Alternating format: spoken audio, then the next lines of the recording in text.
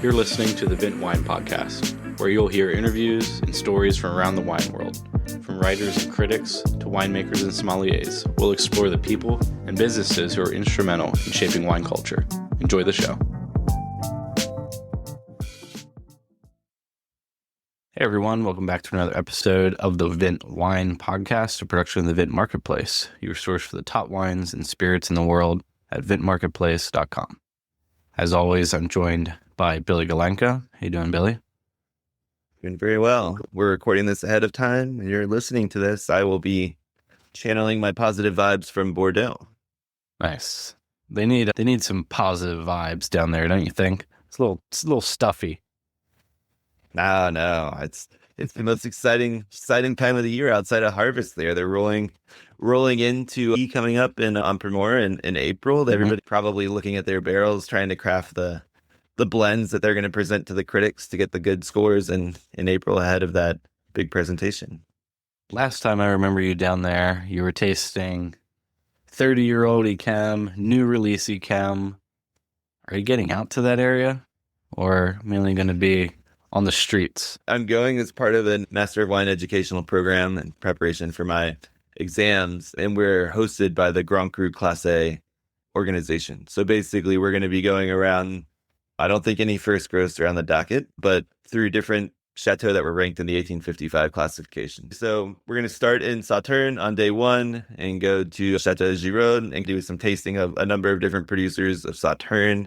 And then the following days, we're basically going to be working our way down the communes up into the Médoc. So we're going to be starting at Margaux. We'll be going to taste some producers in Pauillac, as well as Saint-Julien and Saint-Estèphe. So left bank, all classified gross, but trying to work on, from at least an educational side, my ability to taste the differences between different communes and vintages, and hopefully getting a sense of what the 2024 vintage is tasting like right now, because that's actually the news we're going to talk about today.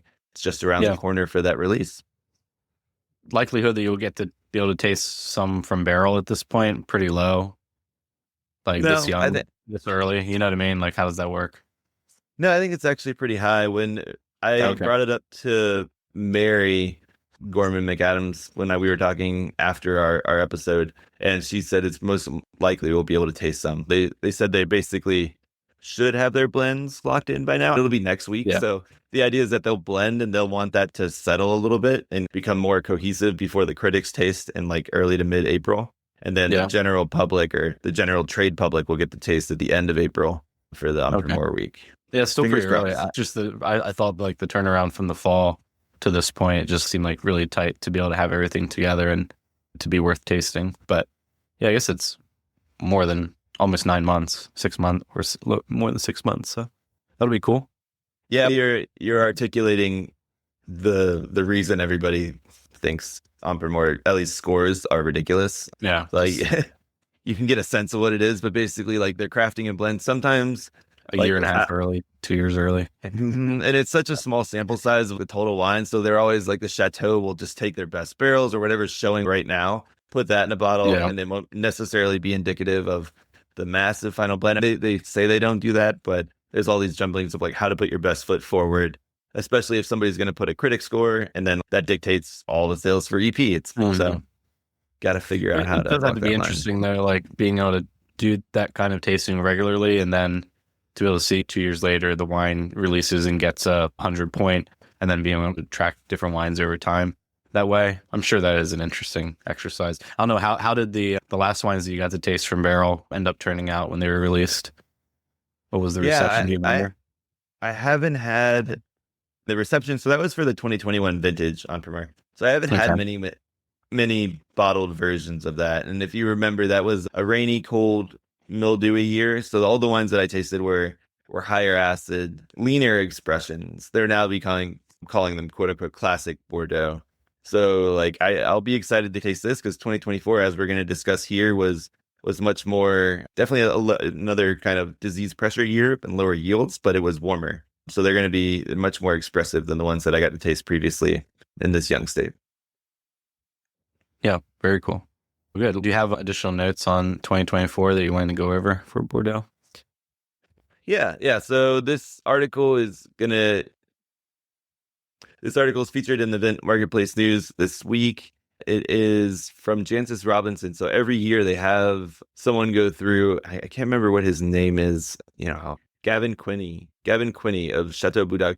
He does an annual detailed review of the growing season in Bordeaux. And everybody should click through and check out this article, because one thing he does every year that I really find interesting is he has these graphs that basically show the yields, the temperatures, all of these cool things. But he puts he has handwriting on it that shows more information, and they're really informative, interesting graphs. And he does it the same kind of format each year, so you can compare year to year. And it's really cool. So highly recommend checking out this article. It's free on Jancis Robinson's website. But the 2024 year headline numbers are basically, it was another small yield year. And we've been hearing that a lot lately. But they're saying this is actually the smallest yield since 1991 in terms of fruit harvested. So, oh, wow. Yeah, definitely down. I asked Mary if she thought that was more of just a result of some of the pulling up scheme, because the government's paying some producers in Bordeaux to pull up some vines. But she was like, I don't think so. She gets just basically there was some disease pressure and mildew and stuff earlier in the year that kind of caused some of the fruit set to just be smaller in general. It wasn't necessarily affecting the fruit in the sorting period. That's also impacted. Yeah, really, really interesting. Smaller yield. It was a warmer vintage across the board, so they're expecting more alcohol. It's not going to be mean and lean 2021 necessarily. Not that that's mean and lean, but it's going to be a little more full bodied. And yeah, it's going to be really interesting. When does pricing get announced for the Primeur release? Yeah, the campaign normally kicks off in May. The week where the trade gets to go taste is typically the last week. We actually got our official invites today, so I think it's the last week of April. Well, interested to see how that shapes out relative to the past couple of years, especially since market was under a little pressure this last 18 months, and now with these sort of decade low yields, see if there's some buoyancy in pricing for the EP. Should be. Yeah, I think so, but also they've been continually trying to find their footing with EP, and we'll talk about this a little further. But they went through a phase of drastically overpricing everything. Last year they pulled back on some prices, but a lot of people said that wasn't enough. So it'll be interesting to see this year, based on the quality and the scores that come out, how much they pull back again, if they pull back at all, to try to get more excitement in the Primeur system. Because right now, some people are saying maybe the Primeur system's obsolete in the way that they're pricing. It just doesn't make sense. Another small note from this week's news on the Primeur system not making sense is Chateau Latour, the first growth that pulled out of the Primeur system years ago. I can't remember how long it's been actually. They just actually released their 2016 Latour to the market. So that shows what the difference is in their mindset. Instead of having people taste it early and release it right after harvest, they're actually holding it and raising the wine for many years before releasing it to the general public. Yeah, that's fascinating. Yeah, I think it's probably good for there to be a little bit wider diversity in how different chateau handle their releases, right? I don't know. It would be tough, if you were a smaller producer, I think, during EP, and all of the largest producers were all releasing to the market at the same time, and you had to contend with thoughts around pricing, even if maybe you weren't pricing the same way. Just monolithic thought and perception can probably hurt smaller producers, I'd imagine. Maybe that's wrong, but good to see some variance. Yeah, we'll see. And I'll certainly have more info for you next week when I come back. But it is interesting the way that EP works. It's like a cascade or waterfall effect. A lot of whatever the first growths come out at sets the bar for some other top producers, and then whoever comes out first, everybody looks at that and then maybe adjusts their price accordingly. So it's an interesting dynamic, and not 100% based on just purely the quality of the wine that you think you're offering. A lot of machinations going on in the background. Yeah, got it. Cool. Hopefully, a good report from you. I hope you get to have a few impromptu, serendipitous tastings that are surprising and exciting. Look forward to debriefing that when you get back. For sure. Yeah, we're going to between 10 and 20 chateaux. So I will have a lot to tell you.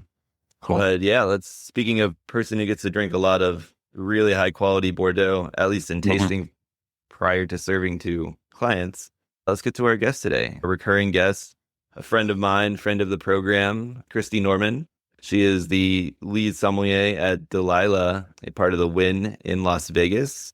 She's also done so much. She was in the 40 Under 40 with Wine Enthusiasts. She's also nominated for a James Beard Award this year. So she's just a force to be reckoned with, even though she's, I think, still under 30 in the wine world. So it's really exciting to have her back on to talk about the world of really high-end and large format bottles in Las Vegas. Yeah, I was going to say, compared to us talking about sort of like pea tastings and stuff, here's someone who gets to taste a ton of old Bordeaux, much more than probably your average wine professional outside of critics. And critics don't even taste that much old wine unless they're doing a lot of private tastings and stuff like that. Someone who I remember in this episode, we were rattling off some of our birth years, and she was talking about all the wines that she's tasted from those years, like multiple examples. Many people have had maybe one wine from their birth year. And so, yeah, definitely a depth, wealth of knowledge, especially with all the top names, talking about serving magnums of Ace of Spades and DRC and Petrus. And Petrus, you can edit that. But yeah, handling a massive wine program and with really high roller type clients, that sounds like a pretty fun job at Delilah. Yeah, it was interesting to get an insight into this world. We've had a few hospitality guests on, and certainly the top restaurants in the world. We've had people on the French Laundry, and we've had Bobby Stuckey talk about his properties and the Frasca group. But it was interesting to just hear from someone who basically has a clientele looking exclusively to spend a lot of money and possibly in larger groups. So I've never heard of somebody going through so many large format and large format of like top end producers in famous years. That was really interesting to hear. Yeah, for sure. And Cristie's a professional. She, like Billy says, done so much for the wine industry, really starting in COVID and beyond to help more people make being in the wine industry, especially in the service side, into a career. So helped a ton of somms increase their access to education, to get certified. Yeah, I think just elevating the wine scene, and seems like she's doing the same now since she's moved from LA down to Vegas in that area as well, even though she mentions it's maybe a little bit tighter knit, a little bit smaller wine scene in Vegas. They're definitely, I think she's at the forefront of it down there. Yeah, she's also, I think she was a co-founder and she's president of the United Sommeliers Foundation. So a foundation that basically raises money to help support sommeliers in times of financial need or to grant scholarships.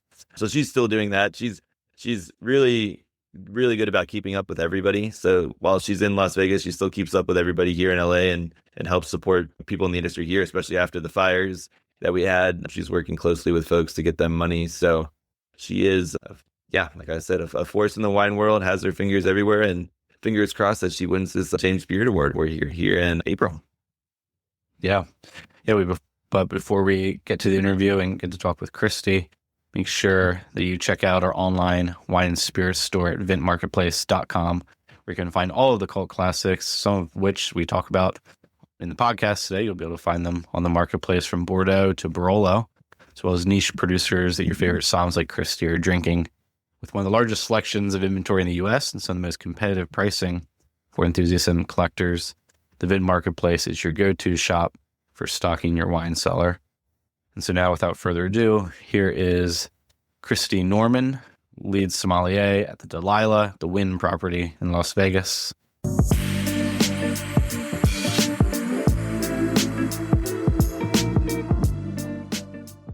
All right, we are here with very special guest, recurring guest, Cristie Norman. Thanks so much for joining again. Thanks so much for having me, guys. How are you? Doing very well. It's really exciting to always catch up with people and see how their wine lives have progressed since we last connected. And I think you've had a lot going on. I think you were just moving to Vegas last time we spoke, or maybe had just gotten there. Do you want to share a little bit about, just quickly for our listeners who may be new to who you are, a little bit about your background, and then more detail on what you've been doing at Delilah and how you got nominated for a James Beard Award? That's such a loaded question. Oh my goodness. So Billy and I actually met years ago, probably eight years ago, I want to say. Maybe something like that, 7 years ago Close. in LA. I worked at Spago Beverly Hills. I became a somm when I was 21. And then I started doing like a ton of education, free master classes, workshops, blind tastings that were like pay what you can type of vibe, because I worked at Spago, which has one of the biggest wine lists on the West Coast. And I had access to wines and mentors and stuff like that. And so we really kind of like opened it up to all different types of people in different wine jobs, which was controversial at the time, because typically it was only like high-end restaurant somms were allowed into educational groups like that, because I think the fear was that we're being like sold to or something by people in distribution on the supply side. And I actually opened it up for distributors who were sitting for exams, and they invited like every account that they had.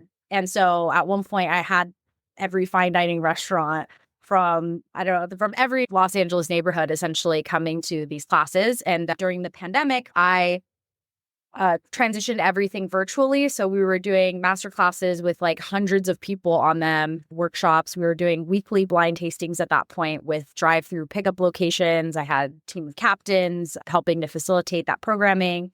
And then I also created an online wine course for beginners in 2019. And so during the pandemic, I gave it away for free for hospitality professionals that were out of work. I co-founded the United Sommeliers Foundation in March of 2020. So it's just coming up on 5 years, which is crazy.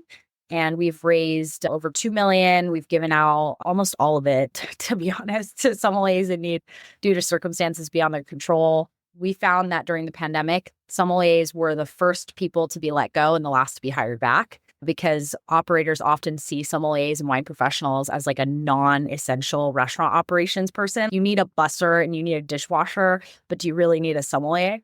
Right. And we were able to give out $500 grants, and then grants up to $3,500 essentially directly paid to their bills, directly to their creditors in terms of like rent, health insurance, car insurance, medical bills, stuff like that. And recently we won Social Visionary of the Year. I accepted the award for Wine Enthusiast. We accepted the award for the foundation, which was really exciting.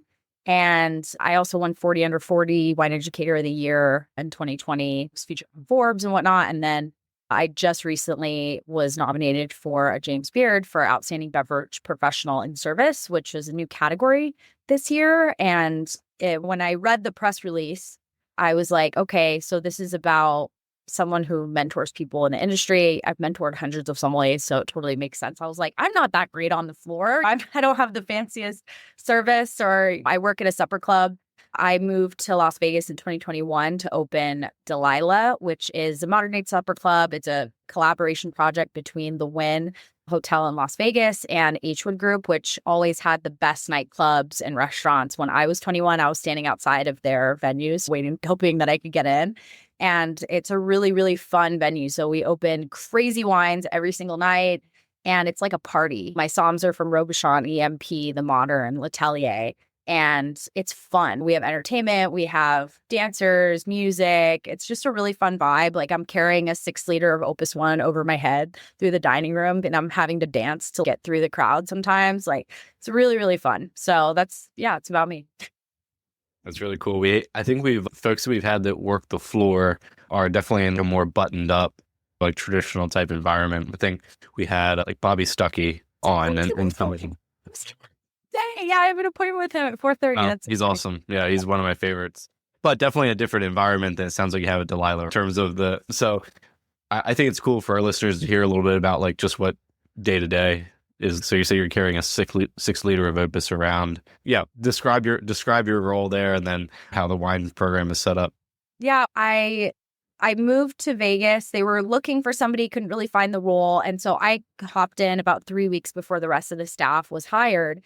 And they didn't know what it was going to be. So they had maybe 500 selections, a lot of things under $200. They just didn't know what was going to hit. And they gave me 1 SKU of First Growth Bordeaux and 1 SKU of Grand Cru Burgundy. And they said, if you sell it, we'll give you more. And quickly I realized, holy crap, people are asking for super, super high-end wine. The room is beautiful. It's probably the most beautiful restaurant I've ever been in. Like there were no photos really of it when I moved. So I just moved on blind trust that it was beautiful. And everyone said that had seen it to go for sure. And I almost passed out when I saw the room. It is so incredibly beautiful. It's like 50s, like retro, just gorgeous. Kind of like reminds me of like cruise ship vibes, but like in Miami. Like it's really, really awesome. And all of the high-end wine started selling, and I was begging for more wine. The wine director of the hotel was like, "Who wants Salon?" And I was like, "I'll take any Salon, like any vintage." And they're like, "80s?" And I was like, "Yes, anything." And they thought I was insane. And then I started doing data collection, and we realized that 50% of the revenue were bottles over $1,000 that we're selling, right? So huge percentage of sales are really high-end things. And so they started to trust, because when I'd bring in a $15,000 bottle and we'd sell it within a month, let's say there was 4 bottles of 82 Petrus Magnums available. And they were like, "We'll give you 1 to start." And we'd sell it within a couple months. And then when we go to rebuy it, it's more expensive, right? And so they started allowing us to have a higher amount of inventory. We have a lot of large groups. That's really something we focus on. And so I built out our large format list. So I actually have 4 full pages of large format selections. So anything, Wow. Magnum double bottles, 3 liters up to 6 liters, really. We've sold a 15 liter of Ace. We also do nightclub bottle service. So it's interesting because at 5:30, the restaurant is very fine dining-esque. And then as it gets later, the music gets louder, it gets darker. It's a seamless transition. It's not like nightclub dinner time type of vibe. It's something that just naturally happens. And then it becomes a little bit more loungy. So it's dark, it's loud. I have to wear earplugs after 10:30 for sure. And they do the little light show with some of the high-end bottles and champagne and stuff like that. In terms of, I have a regular champagne list where we have like Cru Clos d'Amene for $7,000-8,000. I have Salon and stuff like that on the regular champagne list, so it doesn't come with lights. Typically, it's a different guest, right? But we'll have a 3 liter of Ace of Spades going out with the Prezzo next to a table that has 89 Margaux. And it all exists in the same space seamlessly, which is really interesting and fun. And it's definitely a great fit for me because I really like being in a high energy environment. It's fabulous. Like we work with the high rollers of Las Vegas, and honestly, we actually don't have a ton of comp guests, which there's like this feeling that, oh, Vegas just does all comps. And that's not necessarily the case. And I also didn't realize how many regulars that I'd have that come in twice a month and they live somewhere else. I had no idea that I would have so many regulars. But yeah, really fun experience for sure. What is a supper club? I guess you guys just call it that because it's half supper, half club. I guess that was my main question. And oh yeah. Supper club is a type of venue that has like entertainment. Like we have jazz and there's dancers, and it's like we call ourselves like a modern day supper club. So we have music that is contemporary, done in like more of a jazzy style, let's say. So maybe they're singing like Espresso by Sabrina Carpenter, but it's done with a 5-piece band and like a sax and stuff. And it's just like a really classy, beautiful environment. The girls are definitely, like when I say the girls, I mean like the dancers are covered in glittery, beautiful long dresses, and they're dancing on a podium in a really refined, but also very like fun and upbeat way. And so that's what a supper club would be called, because it's not a restaurant and it's not a club. It's not a nightclub. So it's somewhere in the middle. And I see that a lot of different places are like replicating this style. And I think people are looking for more than a restaurant experience, but then also less than maybe a 3 Michelin star, like really uptight experience as well. It's like very fun and less casual, or like more casual, but still formal somehow. very cool. Very cool. And then are you, I guess, based on the wines you were saying, I guess you have 2 kind of separate groups of clientele, like ones that are like really wine savvy and then ones that are trying to show off more based on what they're buying, or is that the general breakdown? Yeah, I think when you're in Vegas, there is something like social proof, right? There's these like social things that you do. Oh, and there's no photos or videos allowed in the venue, by the way, which is really controversial. And we're very strict on that, actually. But when someone is going to Vegas or celebrating, people are prepared to spend money. And so sometimes they want that light show just for fun. I sell bottles all the time just by saying it comes with the lights. This list in the back comes with the lights. This one does not. And some people are smart shoppers and they want something more with value. But for a lot of people, the value is in that experience and having everyone look at their table as that's happening. And it's like a fun thing for everyone, right? So it's just kind of like what you value. I definitely know some high-end guests that want the presentation as well.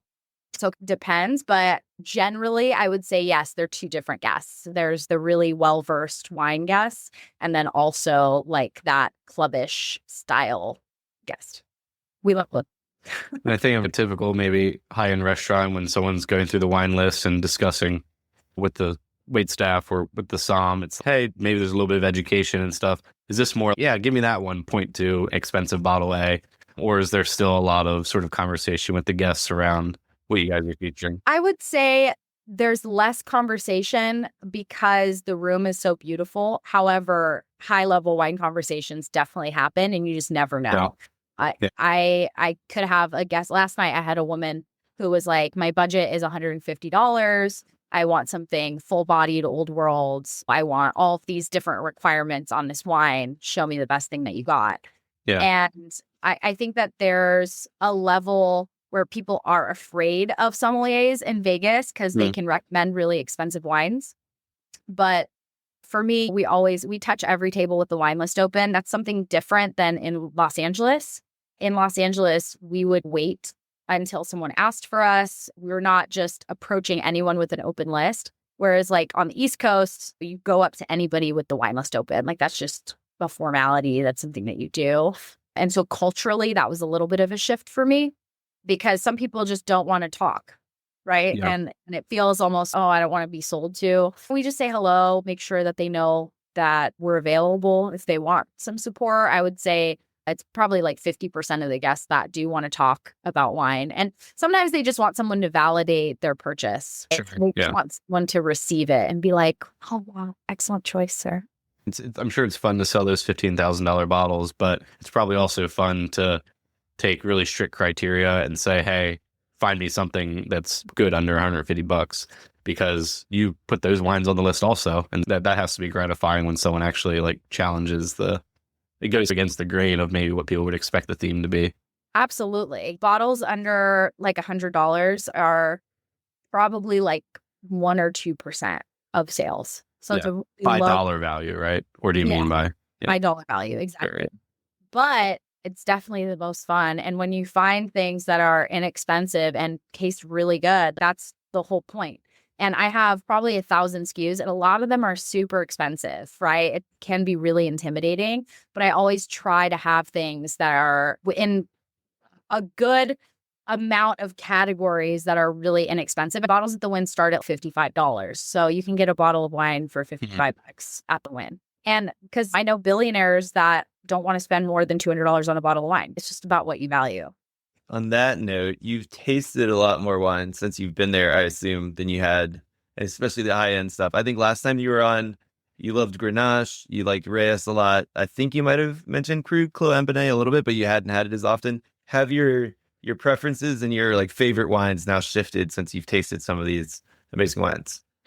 I think that I am a little bit jaded now, I'm not going to lie, but I still love Grenache so much. I love Chateau Reyes. I had a 1990 Reyes the other day and that's my deathbed wine, honestly. And I bought it because it was my deathbed wine like 5 years ago. And then I got to taste it again. And I just love Grenache grown on sand. There's something about it that I just love so much. And I love like Torbreck Grenache, right, from Australia. That's one of my favorites as well. I always have Torbreck. I think it's the Lamis bottling that I have currently. Tribute to Grace from, I think it's Santa Barbara appellation, I think. But really inexpensive wines for the money, like in terms of value. I think it's under 150 on my list in any different single vineyard that they have. But yeah, I am grateful I get to taste thousands of wines a year. We proof every bottle over $300. And just as a service to the client, it's so funny because no one's ever said anything to us about it. Like, why are you tasting my wine here in Vegas? But it's as much as I appreciate tasting your $2,000 Cabernet, like I've had it before many times. This is not for me at this point, right? Because when you're used to having such heavy wines all the time, it's like fatiguing on your palate. So personally, I just prefer champagne. Obviously, I would say it's like probably a quarter of the business, maybe a little less, but it's usually about a quarter of the business every year. So tasting lots of different champagnes, getting really well versed in different styles of Bordeaux from the 80s, 90s, being really clear about how specific vintages are drinking. We do a lot of Burgundy. Super grateful in that aspect, but my tastes have gotten even more classic since we're able to taste some of the best wines in the world every day. I post like the bottle lineups pretty often. I almost don't post them as much anymore because I'm just so jaded. I'm like, oh, there's not like 50K in this lineup. Like, it's probably nobody wants to see it. Yeah, I imagine that the like value wise in terms of how you guys construct your list, and obviously you don't have to be specific, but based on actual bottle price to restaurant markup, do you actually get better like dollar value at the higher end or the lower end? Oh yeah. Oh yeah. Yeah. Yeah. So less of a markup. But yeah, we have sliding scale, Yeah. right? So it's based on what we pay for it too. And the Wynn is the most fair in terms of markup. You see wine lists online, and to verify this, you could see the same bottling at different properties. And we want to incentivize people to buy. So I don't control any pricing. It's done way above me. okay. Bottle is not priced by me. And it has to be the same across all of the venues. So if you go to a different restaurant, you're going to pay the same amount within that hotel, essentially. Interesting. And, okay. Yeah, because why would you pay $50 more or whatever for the same bottle? Atmosphere. Hotel. Yeah, totally. I get that for sure. Yeah. But everything is interesting, though. expensive at the Wynn. The Wynn is the most beautiful property I've ever seen. If you ever walk through the Wynn, always look up. I never have done that because I think I'm just so short. So I'm just not conditioned to look upwards. But even the ceilings are beautiful. And it's so funny to see like architects freaking out because of the ceilings and how difficult like it is to do what they're doing up there. Nice. That's awesome. How is just like living in Las Vegas and the wine scene as a whole outside of yours compared to Los Angeles or even like New York when you're there? You're saying it's more East Coast vibe as a whole? No, definitely not. Definitely not. Only in the aspect of going up to tables and approaching them. I would say the Las Vegas wine community is tiny because there's only 100 fine and rare accounts in the city. Really, multiple people have told me that, distributors. I don't know if that's 100% accurate, but it's about 100. The same people are at every tasting. You know the somms in the rooms, the culture of the different, when I say rooms, restaurants within hotels, that's how they refer to restaurants inside of hotels. So you're like, oh, I would love to work that room, or if there's an opening in that room, you want to go there or whatever. And people understand the culture. It's different because the union is here. So the union is something that seems good, and it can be in a lot of ways. However, the culinary union is a beast, and it makes it impossible to fire bad people a lot of the time. And so what that does is over time, and you can document and stuff like that, you just have to have a management that is like really firm in documentation, because people can be fired for something like stealing, and then they can say like the union will fight on behalf of that employee, and they can say, oh, this person was under the influence of their medication. And so after a year, they actually get their job back, and with back pay. Imagine like somebody being like caught stealing red-handed, or like something else that's egregious. I've always worked at will restaurants, and if someone's being lazy and like just not moving very quickly, there's no way to really document that, which is wild.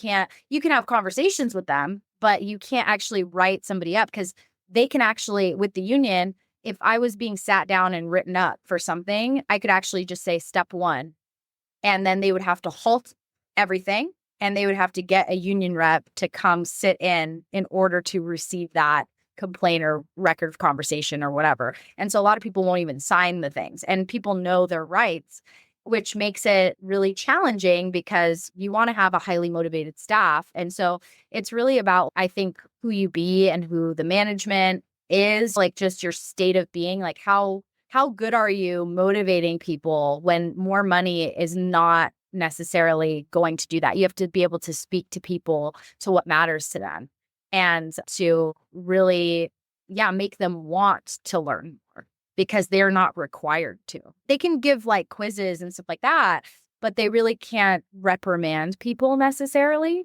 and it's just a different type of experience for sure. And so in a lot of ways, a lot of restaurants, I think, become like jaded because they have these people that have been working in the same restaurant for 40 years and they are not motivated anymore.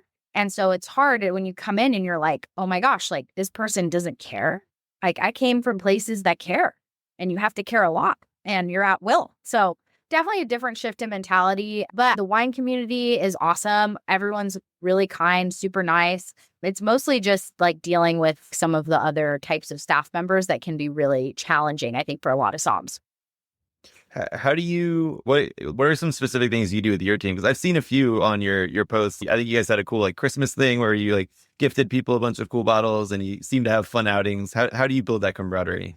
My team is awesome. I think we hired really smart, and two of the somms on my team were servers. And I remember Maya, who I'm training today to do admin, which is my job. And it's amazing to see her like make that progression because she's so awesome. She did bottle service. She was one of the best salesmen. And at Delilah, she sold $50,000 bottles of Dom Pérignon.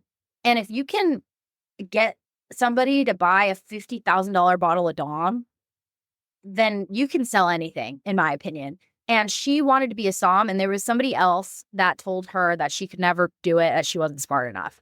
And I was like, that's bullshit. And I took her and another server named Adam under my wing, and we got them practice tests, blind tastings, mock exams with mentors in town, and got them ready. And they crushed their certified. They were in the top 10% of their group because they call them at like the higher score you get, the later they call you so that you're like super anxious. And then they end with the top person. But I actually got to go to their certified exam. And I think when you believe in people and you trust, one of my somms that I work with, Georgie, he was at Robuchon for 8 years. I don't tell him what to do. He tells me what to do. I'm like, you're the boss. Like he runs millions of dollars in sales through our events. Like he manages all of our events. Anything more than 8 guests, he's the guy. And I would just collapse if it wasn't for what he takes off of my plate. Like we really are a team, and yeah, like having outings and having fun things that are not required. Everything's optional. We have optional team meetings, and if they choose to come, they come. It's about having that really high level of communication. And also I created a wine team email address. So it distributes to all of us. And I've told every distributor to send all the offers to that email because I don't gatekeep anything. Like a lot of times they'll get to it faster than I can. And I'm not somebody who's really crazy about control. For the most part, anything under a certain dollar amount is approved if they want to buy it. Like anytime. There's no issue. If they feel like we need something, it's probably valid. Just do it. Don't ask me for permission. But we're at that level because I think everyone on the team now has been together at least 3 years. Yeah. So we haven't, I don't think we've had any turnover in, no, maybe 2 years. And it's the servers then who are doing the bulk of the selling, or do the somms do any selling? The somms do all the selling. Oh, the somms do all the selling. The servers almost don't touch anything. Oh, wine-wise, yeah. Yeah, okay. If they have a bottle of BTG Pinot Grigio, they might top off that bottle themselves. But as a general rule, the servers will set glassware for us. Okay. That's really helpful so that we have the time and flexibility to talk to the tables. But they actually have a button in the computer. This was made by Rena Bustle at Spago Beverly Hills, and I stole it for Delilah. There's we have a button called Wine Steward Go. And it literally can order us to a table like a Diet Coke. So it's like a zero charge thing that they bring in. And it just prints as a ticket, and we're able to see it on the pass, or it pays you back in the, yeah. Yeah. And then we have a system. We're super fast in terms of organization because, again, stolen from these bigger programs. Canlis did it this way. Spago did it this way. But basically, when the wine order prints, it prints the physical location of the bottle as well. So we had to get essentially the hotel to do these like custom things for us so that we would have this custom button name and a custom line on the printer thing on the little chip. So that when I get 10 tickets all at the same time, I can organize them by room and just hand them to somebody. And then all they have to do is go plop, plop, plop, plop. And they're not looking up in a book, which reduces the time significantly. And then it's also like we're double checking the vintage at the same time because that's one of the things on there, if that makes sense. But yeah, the servers, we have 3 somms on a night minimum. Like we have up to 6 on a night. Yeah, because we're doing 25 to 30% of the business generally. And when you're running a huge operation like that, the fact that a lot of times we'll beat food in a restaurant is wild. Yeah. Were you at Canlis in the past? Oh, I staged there. Oh, okay. When was that? I want to say like 2017. Okay. Yeah. You might have overlapped with a chef friend of mine who then went to Single Thread, now has a restaurant in Maryland. But Colby Janowitz, I don't know if you know that name. He was probably very early. Was he was a chef? Yeah, I'm sure he was on the line at that point. Yeah. I don't remember. I remember the head chef, but I didn't work with a lot of the back of house people, but Canlis was the most amazing experience. Yeah, I'm almost certain that he was there in 2017, but I time flies. Circling back to finding the wine. Sorry to go back and forth there, Brady. Do you guys have just like a large cellar? You're saying like room. So there's like each room, like restaurant within the Wynn have their own like mini cellar, or is there just like one master cellar where all these wines are? No, they have mini cellars inside of each restaurant. So I had a limited amount of space. And so I had engineering, add more racking, do custom stuff, add more just everywhere, just to increase the case space because I needed somewhere to host all of the large formats that I wanted. They don't fit in traditional Marcus racks, which are like the flat. I think it's like aluminum or something. Not aluminum. I don't know. It's some lightweight metal material. And the flat bins are amazing, but I needed way more of them. And the Wynn and most hotels in general have a central warehouse, at least ones that do a lot of wine. They might have a central warehouse where they have SKUs that everyone uses. So for instance, let's say Farniente Cabernet, really big brand, great wine, very household name that everyone is going to recognize. It sells well. And so we might keep that in the warehouse, but something that's very specific for my restaurant, I might just order directly to our venue because if there's 1 or 2 bottles of each, it doesn't make sense to pass it through, something like that. And I think it depends on the property. It depends on the leadership's ethos. But generally, for us, we do our own thing in each individual room. And then obviously we have negotiations with upper management. We need to keep a certain amount of inventory, not too much, not too little. And so I personally opt to have a larger amount of SKUs with a smaller amount on par. So when I came to Vegas, everyone was talking about pars on wine. And I'm like, what are you talking about? You order a case, that's what you do. And I'll actually just have 2 bottles of a lot of SKUs. And we order every night. And so a lot of those items are, if I know that they're reorderable and stocked pretty well generally, and they have a continuous supply, then I might only have 3-4 bottles max available in the venue because I have so many large formats. If someone's going to be going through a lot of wine, let's get a 6-liter. Let's get a 3-liter. Let's not mess around having between 2 and 4 bottles generally. There's a lot of SKUs I just have 1, which is risky, but I want it to be on the menu. I want to actually have it physically. And I don't want to have to run and take 20 minutes to go find a wine in a warehouse that's at Encore. Yeah. That makes sense. I think something that would be really interesting for me and the listeners, can you talk a little bit about the really big bottle service? What is the process of opening it? Are you pouring it in like bits and pieces into decanters and then bringing it to the table? Or are you like having some sort of like the tippy thing that's right next to the table to show them? Like, how are you managing this? So I've looked into Decanter, which is like the Primeur thingy-mabobber that serves large format. I've used them before. They do drip.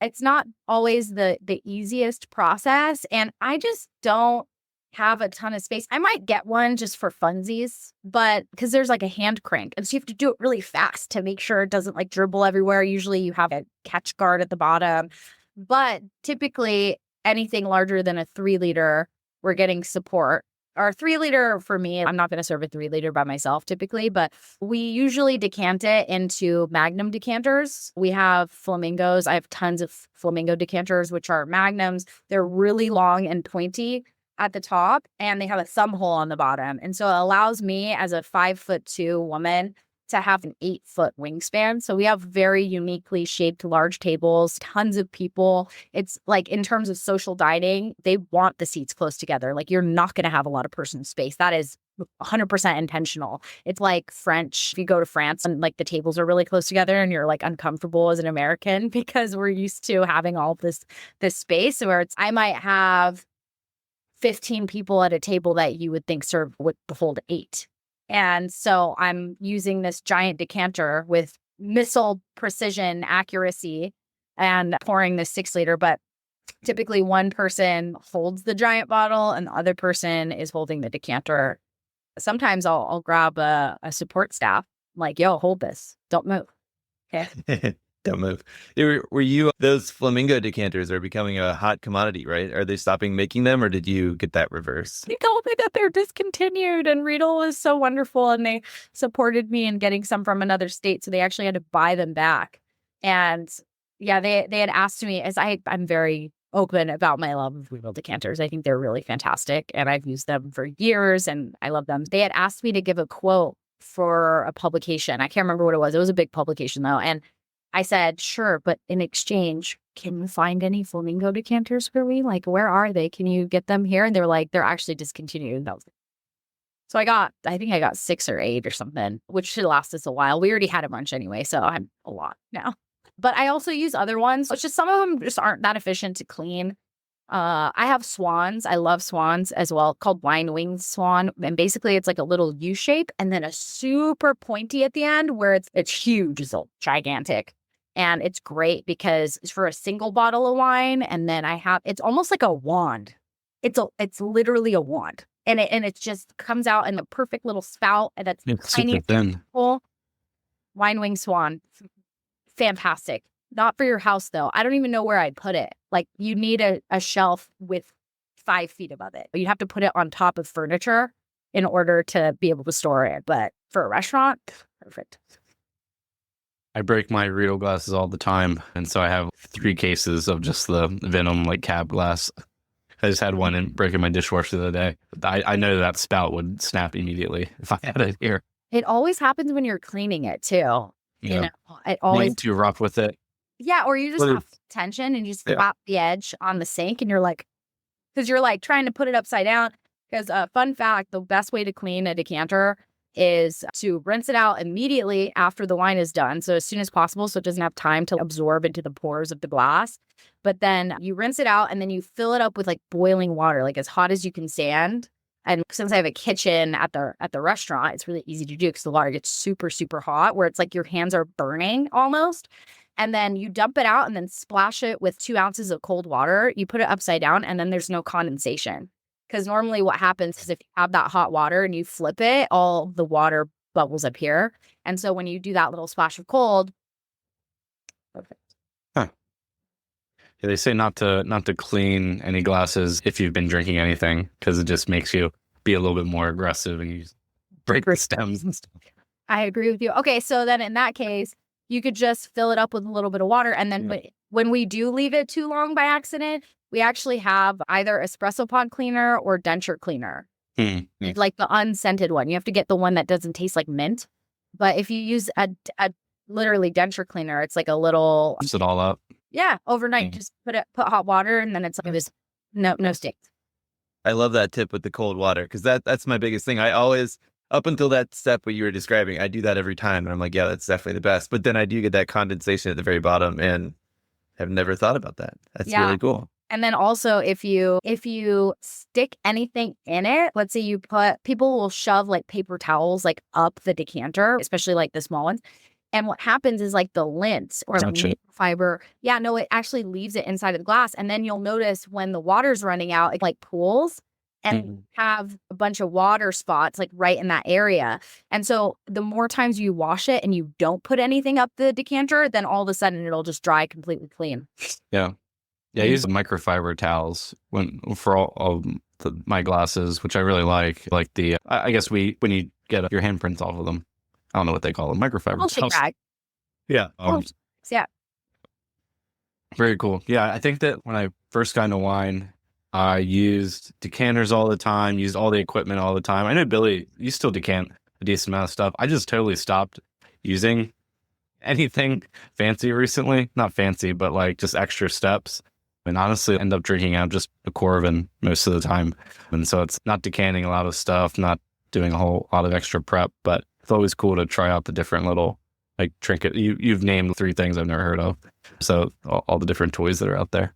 I love Report too. Pour is like a wine preservation system that has just a little bit of iron salt inside of the little lid. And it's like more of a one bottle use type of thing. Cause I like Corvin, but a lot of times I feel like the wines do show oxidation, especially whites. And so what I use is a Repour, and basically it has a little sticker on the bottom. I have them at the restaurant all the time. And basically when it mixes with the oxygen, it becomes iron oxide and there's no precipitates left in the reaction. Whereas a lot of the other wine preservation systems will use like displace the oxygen with like argon gas or whatever. And you have all of these things like the contraptions, but I love them. I love the Repours because you just peel the sticker and put it on the bottle and it just works. And then you can take it off, pour a glass, and then put it back on because it absorbs up to 1,000 milliliters of oxygen. Wow. And you can actually, let's say, pour 2 glasses, that's 375, and then pour another glass and then put it on. And then that's, let's say 500 something that it's absorbing again. And then the last glass you hopefully drink by that point. Oh, so it's not like totally single use, like basically single bottle use. Single bottle, yeah. Yeah. Oh, cool. They're like 55 cents wholesale. And if for any like high-end BTG pours or anything, that's what I use. I don't like at a restaurant. I just don't like I just don't think it's very sexy. Yeah. I'd rather just have the bottle open. Yeah, I agree. I used Repours before I got a Corvin, and then I guess I don't drink as much at home now. But I'll have to go back to those and compare because I have the same issue with, and we had the Greg, the founder of Corvin, on, and he's like adamant that the wine doesn't change. But to your point, like for anything I want to drink like a week later, I'm not going to use it for whites personally. For reds, I'll leave it a little longer. That can develop and that'll be fine. But yeah, and you got to clean the nozzles, y'all. Yeah, clean nozzles. They get gross. I was not doing that. Nobody that was you got to take that needle out and then clean it. Run some vodka through it. In there. Respectfully. Corvin actually sent me like a bunch of their models and I was like, at your own risk. And then I never did a review. They do have the one that pours really fast because I can see using like their standard timeless one and just like trickle into the glass. But I think they do have one that pours like a full glass in, I don't know, 6 seconds or something. But if you're reading or if you're listening, Corvin, I'm down to try them, but I will roast you if I don't like it. I will be 100% honest at your own risk. Okay. Do you preserve sparkling at all over there? No, but they do have a sparkling preserver. I was interested in trying that, to be honest. Yeah. Billy and I got one. It's pretty cool. Yeah. But I know if you guys had some other witchcraft method that I'd never heard of to keep sparkling wine. Take the whole cork out, or do you go through the? Yeah, you take the cork. Yeah, that thing has a separate closure, like a proprietary closure. It's like big that you put on the top of it, and then you regas it. I compare it to an airlock for the space station. Like you basically put it on, and then it basically gets the same pressure as the bottle would have had, and then it keeps it that way. But then you have to take it off. Like that, I would be interested in looking at for sure. I just haven't gotten a chance, but yeah, totally. Yeah, they're very cool. They sponsored the podcast for a year, so that's how we got all of these fun things and got to try. Awesome. I guess I have one last question. You drink a lot of back vintage wines. I'm only getting older, so 89 is my year. What have you had that's really stood out? Because I keep seeing like Aubryon 89 is like the move. Oh yeah, stunning. Yeah, really, really stunning. La Mission Aubryon as well. Different property, really, really great. 89 Margaux, 89 Latour, 89 Lafite, all great choices. That's a great birth vintage, to be honest. I think 89 Indigo is really good too. Italy, I'm just trying to think if I've had anything from 89. I don't think I have. I've had anything from 89. Champagne, no. But Bordeaux, yeah. Yeah. Happy for you. Awesome. Because that'll buy it and just open it in 20 years. Exactly. So it's Assuming gonna I'm alive. Yeah. Assuming I'm alive.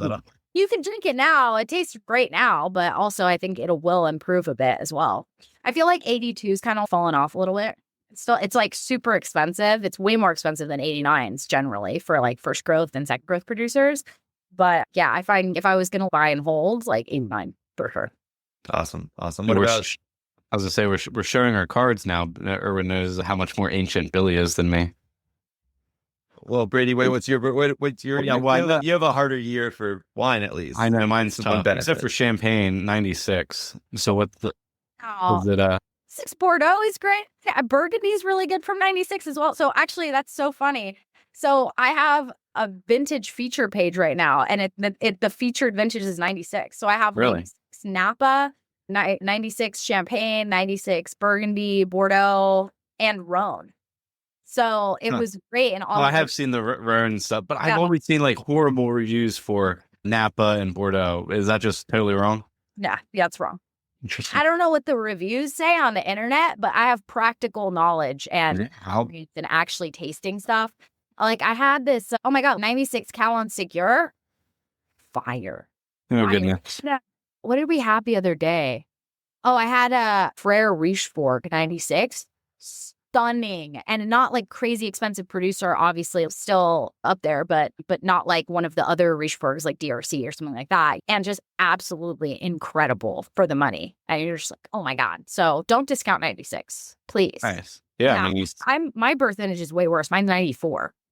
Port is the only real Yeah. My wife's is 93, and I think that one's pretty rough. pretty as rough. Well, but 93 is good. Yeah, I'm sorry. But I have some good 93 champagne, actually. The only 93 I have right now is this like California Malbec from some like bizarre producer I've never heard of. That serves. I'm like, this will be exciting. I'm sure you can find something 93. Awesome, Cristie. Well, thanks so much. We've covered everything. I think it's really exciting because like we have talked to Bobby, like we said before, and other people, very traditional point of view on the wine scene. So it was really cool to kind of get this insight for our listeners on a different type of wine venue and somewhere I actually really want to go now. That's what happened. We'll do a live podcast recording at Delilah with Cristie. But without our phones and without video, Yeah, we'll wear wires. Photos or video. Only audio. Only Yeah, audio. Won't be able to hear anything. Trust me, we're at Delilah. Trust me. Just hear, give it up for Charles on the sack. But yeah, anytime, I would love to see you guys come out here for sure. It's a really, really fun time. I love living here and I love the community out here. So anytime, I can show you all the wine spots. Perfect. And good luck on the James Beard Award. Fingers crossed for you. Yeah, find out on April 2nd, a couple weeks away. Hopefully I'll make the cut. If I don't, I'm just grateful that I was nominated at all, but definitely something that wasn't on my bucket list ever because I have a wine list that is built to sell wine. I don't care about hoarding wine for an award or something like that. So I was just really, really shocked. I would never win best wine list or something like that because I just sell too much and I don't care. I tell them sell everything. So I'm very grateful for this new category and the recognition, obviously, because it's like more than just the wine industry. It's food, hoping to make all of us proud. Awesome. Thanks, Cristie. Appreciate you, Val.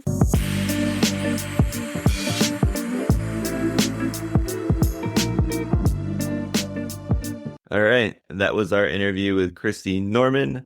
Good luck to her in her James Beard nomination. And I hope everybody learned a lot about supper clubs. I had no idea what one was, and goes and checks out some large format Bordeaux. If you are interested in large format and back vintage Bordeaux, we have a wide selection of those directly imported from Europe on the Vint Marketplace. So check those out. But for now, that is our episode for this week. And we'll be back with another episode next week. Cheers.